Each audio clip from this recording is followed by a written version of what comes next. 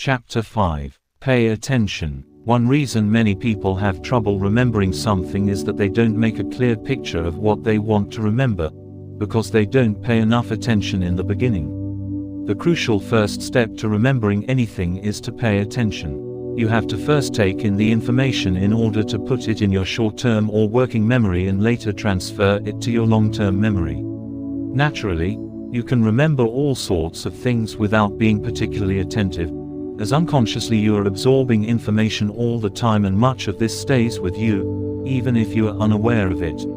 But this casual absorption of information can be a hit-and-miss proposition. While you may take in much of this information unconsciously and may later remember things you didn't realize you had even learned, to improve your memory you have to consciously pay attention. This approach is sometimes referred to as being mindful, as opposed to operating on automatic. Certainly, you want to continue to keep most everyday processes in your life automatic, since you need to do this to move through everyday life. You can't try to pay close attention to everything you do, since this will slow you down. Yet at the same time, you can become more aware of what you are doing on automatic, and you can focus more closely on some usually automatic activities. Then, you can better remember what you want to remember, such as the names of people you meet at a business mixer or trade show. Learning to pay attention. The following exercises are designed to help you pay closer attention to what you do. Creating a memory trigger to increase your ability to focus. When you're in a situation where it's particularly important to remember something, you can remind yourself to pay close attention by using a memory trigger. This trigger can be almost any type of gesture or physical sign, such as bringing your thumb and forefinger together, clasping your hands so your thumbs and index finger create a spire, or raising your thumb. Or you could use a mental statement to remind yourself to pay attention. Whatever signal you choose, it's designed to remind you that it's now time to be especially alert and listen or watch closely, so you'll remember all you can. If you already have a signal you like, use that, or use the following exercise to create this trigger. Get relaxed, perhaps close your eyes. Then, ask yourself this question: what mental trigger would I like to use to remind myself to pay attention? Notice what comes into your mind. It may be a gesture, a physical movement, a mental image, or a word or phrase you say to yourself. Choose that as your trigger. Now, to give power to this trigger, make the gesture or movement or let this image or word appear in your mind. Then, as you make this gesture or observe the image or word, repeatedly use this gesture for a minute or two, and as you do, say to yourself with increasing intensity, I will pay attention now. I will be very alert and aware, and I will lock this information in my memory so I can recall it later. This process of using the gesture and paying attention will associate the act of paying attention with the gesture. Later, either the same day or the following day, if you are beginning this exercise at night, practice using this trigger in some real-life situations. Find 3 or more times when you are especially interested in remembering something, and use your trigger to make yourself more alert. For example, when you see something you would especially like to remember, such as someone on the street, a car on the road, etc., use your trigger to remind you to pay attention to it. Afterwards, when whatever you have seen is gone, replay it mentally in as much detail as possible to illustrate how much you can remember when you really pay attention. Initially, to reinforce the association with the sign you have created, as you make this gesture, repeat the same words to yourself as in your concentration exercises. I will pay attention now. I will be very alert and aware, and I will lock this information in my memory so I can recall it later. Then, look or listen attentively to whatever it is you want to remember. Repeat both the meditation and the real-life practice for a week to condition yourself to associate the action you want to perform, paying attention, with the trigger, raising your thumb, etc. Once this association is locked in, continue to use the trigger in real life. As long as you continue to regularly use the trigger, you don't need to continue practicing the exercise, since each time you use the trigger, your attention will be on high alert. Then, Anytime you are in an important situation where you want to pay especially careful attention, such as a staff meeting or a cocktail party with prospective clients, use your trigger, and you'll become more attentive and alert. Using a physical trigger or motion to keep your attention focused. To keep yourself from drifting off while you are listening to something, or to keep your mind from wandering while you are observing or experiencing something, you can use the trigger you have created or any gesture or physical signal to remind yourself to pay attention to what you are hearing or seeing. For example, every 20 or 30 seconds, click your fingers softly, move a toe, or move another part of your body as a reminder. Once you decide on the trigger, practice this signal to make the association with paying attention by repeatedly making this gesture, and after that focus your attention on something. Then, that gesture or motion will become your trigger to pay attention. After a while, should your attention drift away, simply repeat the trigger to bring you back to attention again. Using clear memory pictures or recordings to improve your memory. Another way to pay closer attention is to make a sharp mental picture or recording of the person, place, or event you want to remember. This process will also help you with the second phase of the memory retention process, where you encode this information using visual imagery or sounds. But this first phase is what picks up the information in the first place, much like using a camera or a cassette. A major factor in poor remembering is that often we don't make this picture or recording very well. As a result, we may think we remember what we have seen, but we don't. Courtroom witnesses, for example, often recall an event inaccurately, although they may be positive they are correct.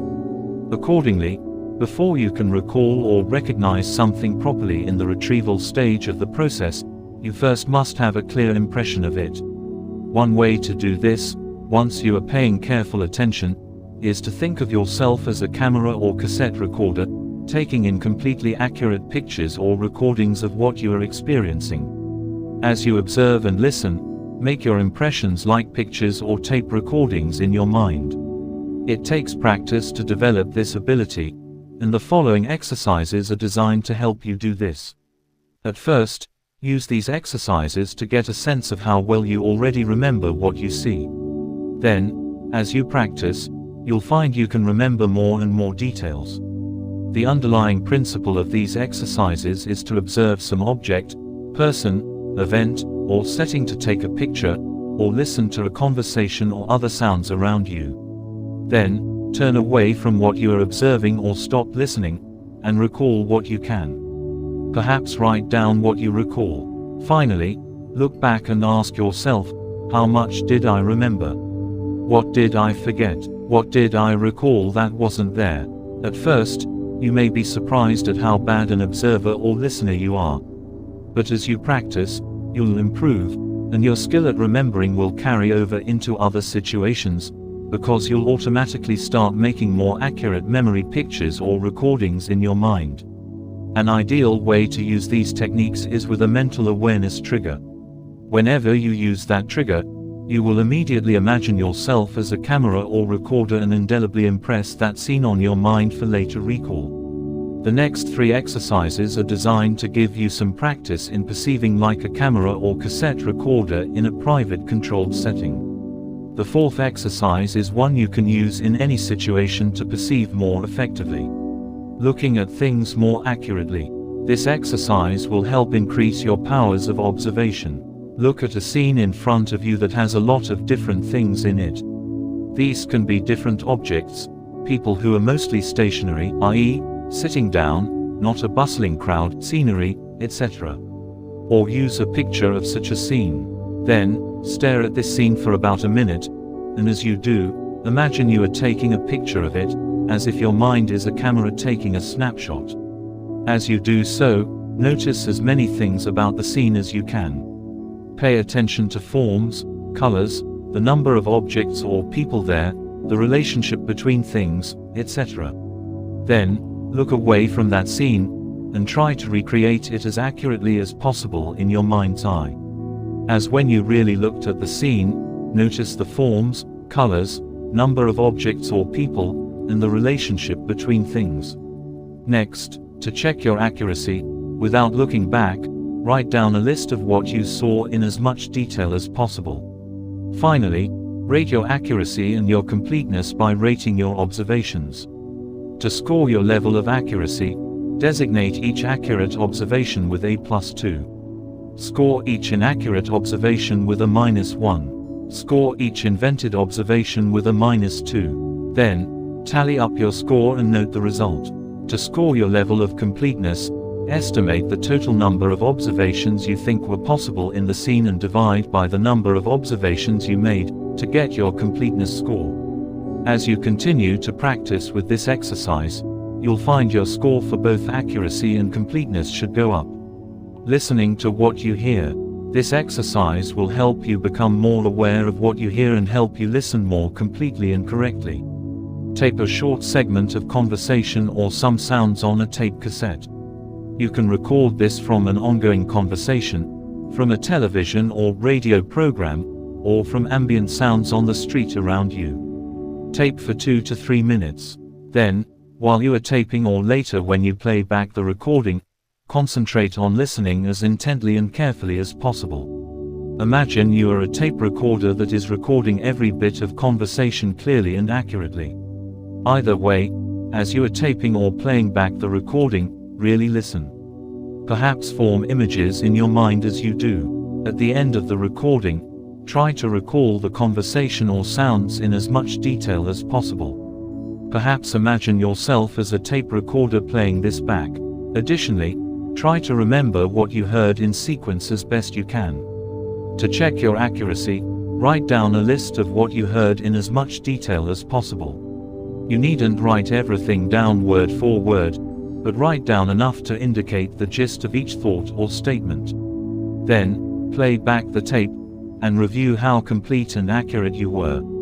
Finally, rate your accuracy and completeness by rating your recall of the conversation. To score your level of accuracy, designate each accurate recollection with A+2.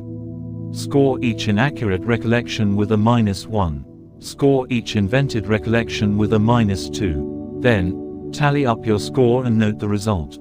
To score your level of completeness, estimate the total number of recollections you think were possible in what you heard and divide by the number of recollections you made, to get your completeness score.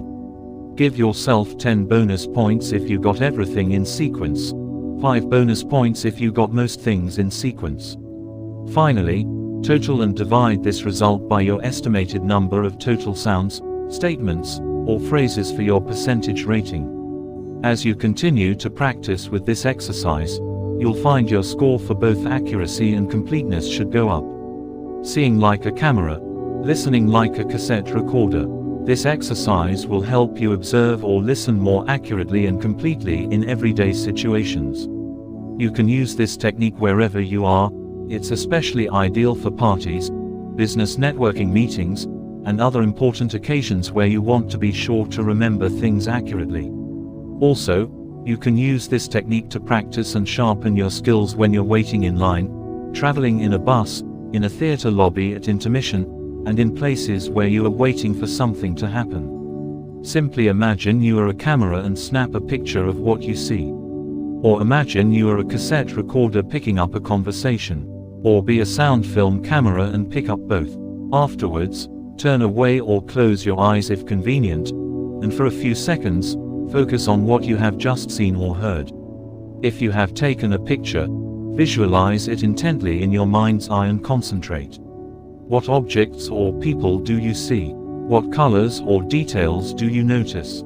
What furniture is in the room? What are the people wearing? Then, look at the scene and compare your picture with what you see now. What did you leave out? What did you add that wasn't there? What details did you observe incorrectly? The more you do this, the more complete and accurate your picture will be. If you have tried to listen like a cassette recorder, replay what you have heard in your mind. What did people say? What sounds did you hear around you? You won't be able to actually hear these conversations or sounds again, but you can get a sense of how much detail you were able to pick up. The more you practice, the more fully you will hear. If you have imagined yourself as a sound film camera, review both the pictures and sounds. Experiencing an object. This exercise will help you become more aware of what you see and help you perceive more completely and correctly.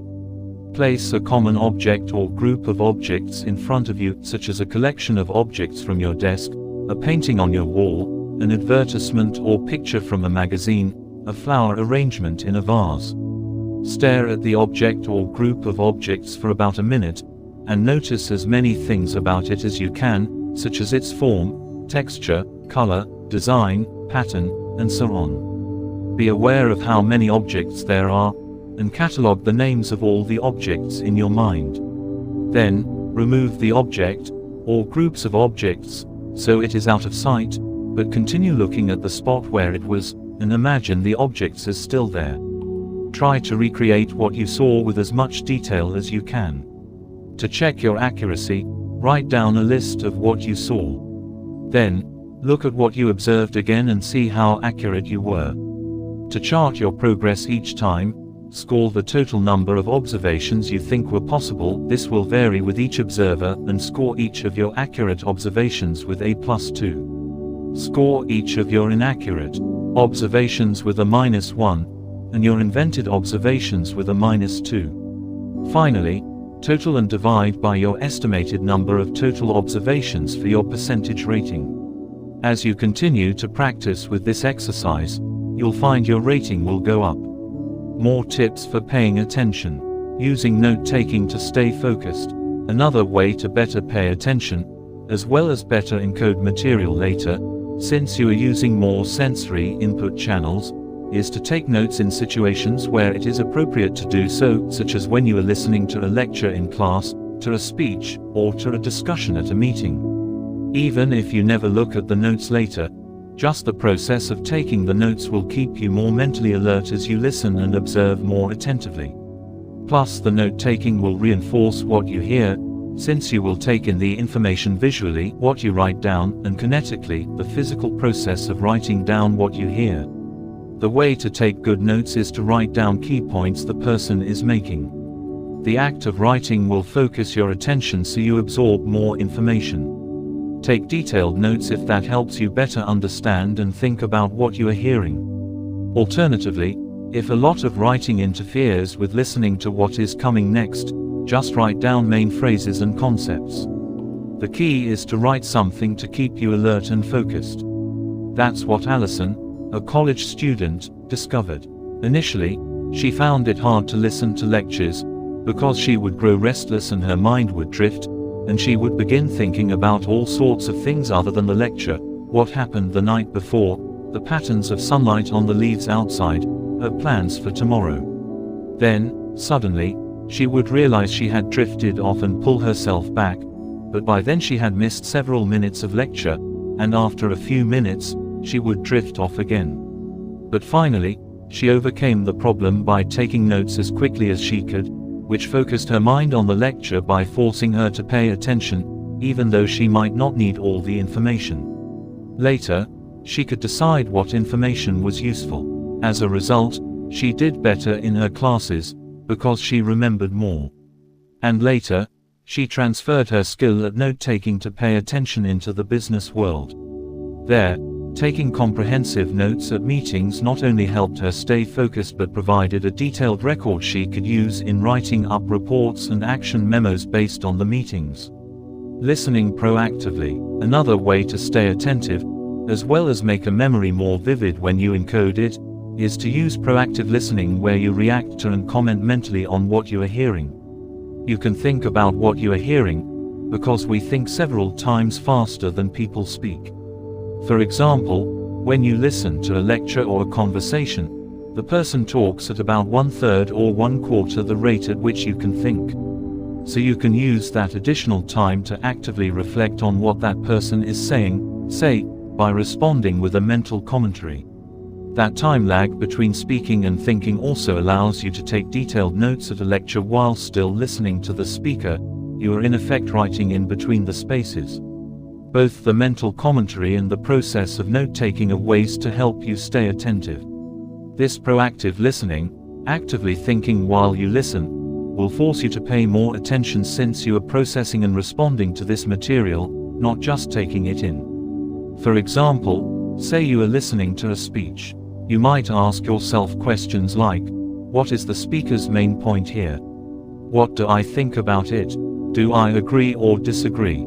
Obviously, you don't want to let this technique cause you to get so caught up in your questions and commentary that you stop listening to something and go off on a mental tangent. Thus, keep your mental questions or comments short, so you can quickly return back to what the person is saying. In short, you are engaging in a mental dialogue with the person you are listening to, so you are listening more proactively, but not slipping into a mental monologue where you get so caught up in your own thoughts that you tune the speaker out. While this mental dialogue process is ideal when you are a passive listener, you can also use it when you are having an extended conversation with someone, particularly if it turns to a serious discussion. The technique is ideal to keep you focused and more attentive to what the person is saying. Initially, you have to remind yourself to use this process, say by using a trigger. But after a while it will become second nature, so you can listen proactively whenever you want. This technique can also work in an extended conversation you are having with a friend or colleague, to keep you focused and more attentive to what the person is saying. Observing proactively. Just as listening attentively and proactively will help you remember more, so will observing proactively.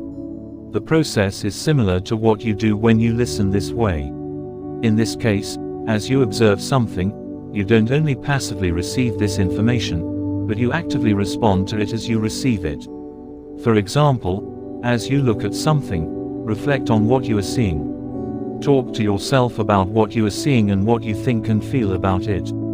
Perhaps compare what you are seeing now to something else you have seen that looks the same or looks different, such as you might do in seeing a painting in an art gallery, comparing the landscape in one country to the landscape in another.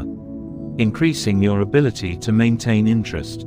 If you find your interest flagging as you are trying to pay attention, concentrate, or make connections, try taking a quick mental break or injecting a quick dose of humor to boost your energy to stay focused and attentive. The process is a little like the runner who stops for a moment on the track for a quick energy drink to get that push to go on. Likewise, you may need a quick infusion of mental energy to stay on track. Here are a few suggestions for quick mental energy breaks, and you can think of others yourself. 1. Tell yourself, time out, and glance around for a few seconds taking mental pictures, as you imagine yourself getting a charge of energy from each picture. When you focus back on your task, imagine that this renewed energy charge is spreading through you, giving you more and more energy for what you are doing. 2. As you look at a person who is talking, think of a funny statement, image, or joke that might fit that person. Then, after a few seconds of comic relief, feel energized and ready to go on again in a more serious vein. 3. Do a quick energy recharging exercise. Think of an image of power and energy, such as a picture of a professional athlete, rocket, or flashing neon sign saying, energy, and as you do, say an energy increasing affirmation to yourself, such as, I am feeling energized. I am feeling energized. I feel more power and energy than ever. I feel more power and energy than ever. Then, after your mental energy break, return feeling recharged and ready to go again. Prepare yourself to pay attention. Now try putting these techniques for paying attention into practice. Before you go to a meeting, have a conversation with someone, or any other event, remind yourself that you will actively react in your mind to what is said, and if you expect to take notes, remind yourself that you will take these in as much detail as possible. Also, remind yourself that you will actively react in your mind to what the person is saying and what you are writing. If you go to view something, such as in an art gallery or on a sightseeing trip, remind yourself that you will actively think about what you are seeing and compare and contrast it with other things.